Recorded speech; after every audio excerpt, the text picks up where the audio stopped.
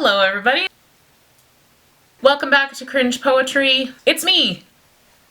Like every week. It's me. This time with some lighting. I mean, basically I just took the lampshade off my lamp. We're really stepping up our game here on this channel, y'all, so stay tuned. Today's poem is one that I was actually considering reading last week. I don't know why I read the other one. To be completely honest, choosing poems for this channel is really just me flipping through my book for 20 minutes, trying to find something that makes me cringe, but doesn't make me want to throw up.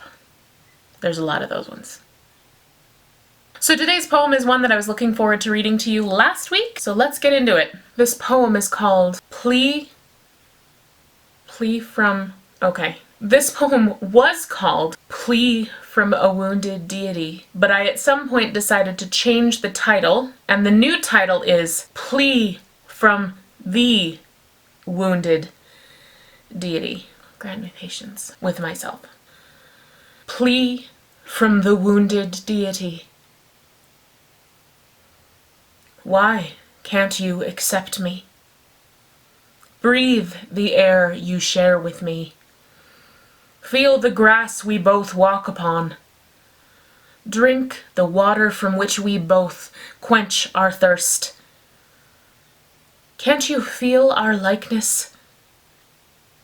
If you cannot love me, do not hate me either, for you will be hating yourself and all you have ever known. Hate is so strong, and it weakens the soul, like brittle bones under the weight of the world. If you can survive me, you can survive anything, and be stronger for it.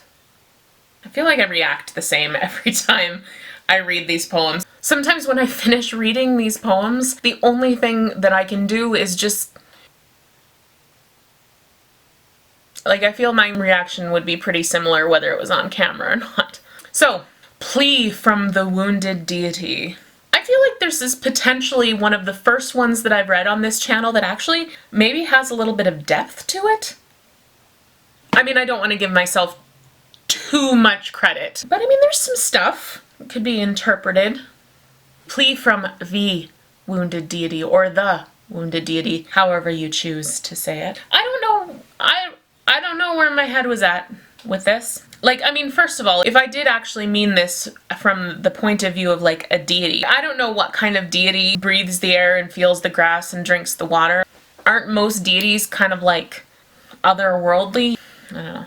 Hate is so strong, and it weakens the soul like brittle bones under the weight of the world. Obviously, that's how I felt in my middle class family. I felt like the weight of the world was on my ever so brittle bones. Part of what I want to do with this channel is try and honor the person I was when I wrote some of these poems. I don't know how many of you are familiar with Tegan and Sara, who actually started out in the city that I live in, but they recently released their memoir as well as an album of songs that they wrote when they were in high school. I've been watching a lot of interviews with them talking about going through all of this old stuff in an attempt to write their memoir and unearthing all of these old recordings and songs that they had done when they were, you know, teenagers, when they were in high school, which is about the age that I was when I wrote a lot of these. But one of the things that I've heard them talk a lot about is they were able to see the value in this work that they did when they were teenagers, and I think that's really cool. I mean, granted, if you listen to their new album, you probably wouldn't know that it was written by teenagers because it's actually quite good, and it's definitely much better than anything I wrote when I was in high school. But just that sentiment of them revisiting and re-legitimizing some of the work they did when they were younger is just really cool. It kind of reminded me of this. I am not trying to suggest that I am anything like Tegan and Sara because they are very talented songwriters and singers, and I can barely write poetry, so I'm not going to try and draw too many comparisons between ultra successful Tegan and Sara and this crap.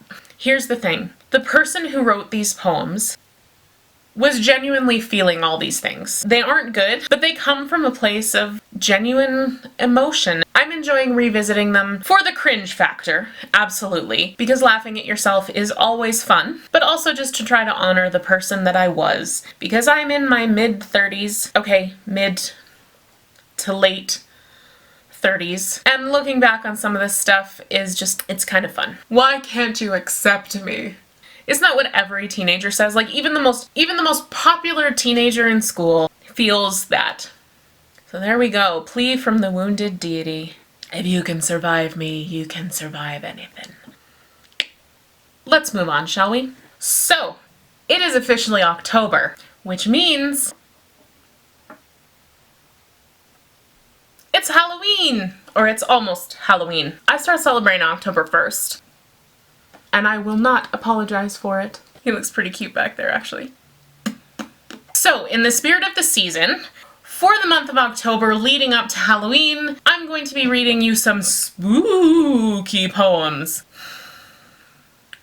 We're supposed to leave the cringe in the 90s, China. Leave it in the 90s. I'm going to be reading you some poems that have a sort of fall Halloween-y vibe to them. I know I said I wouldn't always have a theme, but I just love Halloween so much I couldn't let the month of October just fly by like there's no significance. So to start us off for our first Halloween-themed week, let's read something by Edgar Allan Poe. Once upon a midnight dreary, while I pondered weak and weary over many a quaint and curious volume of forgotten love, while I nodded, nearly napping, suddenly there came a tapping. I'm just kidding. I'm not going to read you The Raven, because that poem is long. And I've probably already lost most of you. Let's pick something a little shorter, shall we? We're going to read Spirits of the Dead by Edgar Allan Poe. Thy soul shall find itself alone, mid dark thoughts of the grey tombstone, not one of all the crowd to pry into thine hour of secrecy. Be silent in that solitude, which is not loneliness, for then the spirits of the dead who stood in life before thee are again in death around thee, and their will shall overshadow thee. Be still. The night, though clear, shall frown, and the stars shall look not down from their high thrones in the heaven with light like hope to mortals given. But their red orbs without beam to thy weariness shall seem as a burning and a fever which would cling to thee forever. Now our thoughts thou shalt not banish, now our visions ne'er to vanish, from thy spirit they shall pass no more, like dewdrop from the grass. The breeze, the breath of God, is still, and the mist upon the hill, shadowy, shadowy, yet unbroken, is a symbol and a token, how it hangs upon the trees, a mystery of mysteries. Ooh, I love me a good spooky poem. If you are a fan of Halloween like me and you haven't read any Edgar Allan Poe, I highly recommend you do. I usually also read some of his short stories around Halloween. If you don't read a lot of classics, which I don't, sometimes the language can be a little bit heavy and cumbersome and hard to get through, but I highly recommend it. There are so many storytellers and poets and directors and screenwriters who draw inspiration from a lot of Edgar Allan Poe. So if you're a fan of Halloween and you've never read some of his short stories or even some of his poetry, I highly recommend you giving it a try. I can think of nobody better to kick off a month of Halloween-themed poetry than Edgar Allan Poe. That said, I don't know what I'm gonna read the rest of the month, so if you have any suggestions of poems that make you feel that Halloween, October, autumn feeling, let me know. As always, be sure to subscribe to this channel and ring the little bell so you get a notification every time I upload. Poke, poke, poke. I've had him forever, but I feel like now that he's like in a video and on the internet, he should have a name. If you have a suggestion for a name, let me know. Yes, naming inanimate object is a thing that I do. So take your judgment elsewhere. Or stay, just stay. Judge, but stay. Keep watching the video. The video's over. Come back and watch the video next week. I'm really all over the place. Anyway, as always and forever, thank you so much everybody for watching. Well, see you next week. Bye.